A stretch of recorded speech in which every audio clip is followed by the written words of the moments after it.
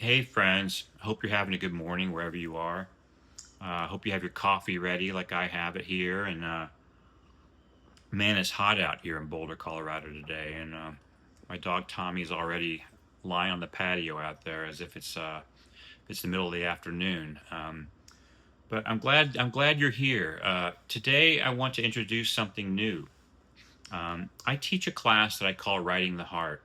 And in this class, what we do every time we get together is I read a passage from a favorite memoir or favorite poem, and then I read this passage a second time. And after that, I pull out three lines that I offer up as cues for my students to write from. And it's a very cool class, and in this particular class that I teach, I after we write for 20 minutes about this, then we come back and share the writing. And some of the students just do free writing. They write from their heart, their souls, whatever comes out.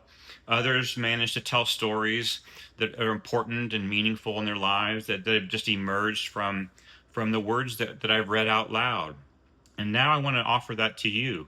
So starting today, every week, I'm going to be coming on here and offering up a Writing the Heart passage and cues.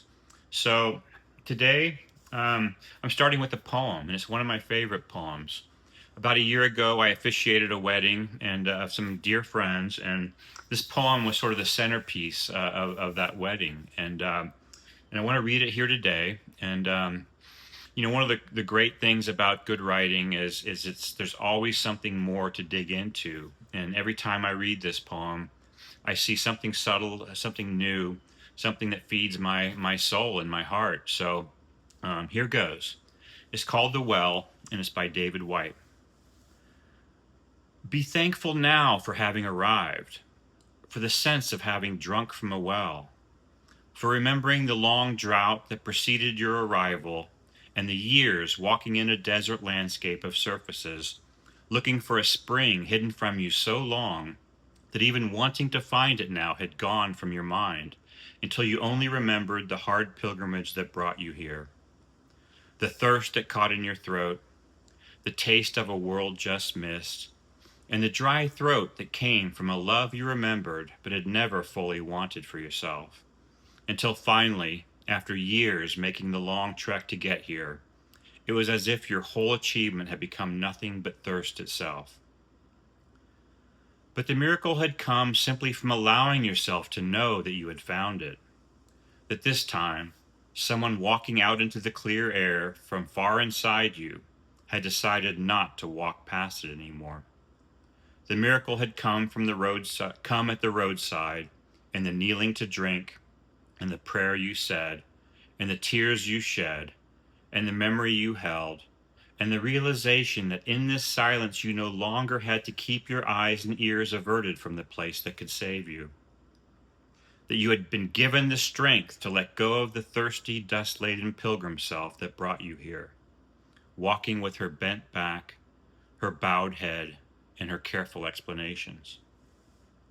No, the miracle had already happened when you stood up, shook off the dust, and walked along the road from the well, out of the desert toward the mountain, as if already home again, as if you deserved what you loved all along, as if just remembering the taste of the clear, cool spring could lift up your face and set you free. I just love this poem, and for so many reasons but I'm not going to share so much here because I want this to be your time here. And so I'm going to offer up three lines from this that I want you to use as cues or jumping off points to explore your writing. And I want you to feel free to take it wherever it goes.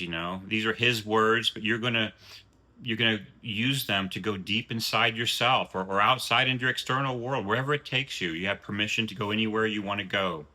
If you want to tell a story, you can do that too. So here are the three lines. But the miracle had come simply from allowing yourself to know that you had found it. I'll read that again. But the miracle had come simply from allowing yourself to know that you had found it. And here's the second one. The realization that in this silence you no longer had to keep your eyes and ears averted from the place that could save you. The realization that in this silence you no longer had to keep your eyes and ears averted from the place that could save you. And the third one, no, the miracle had already happened when you stood up, shook off the dust, and walked along the road from the well.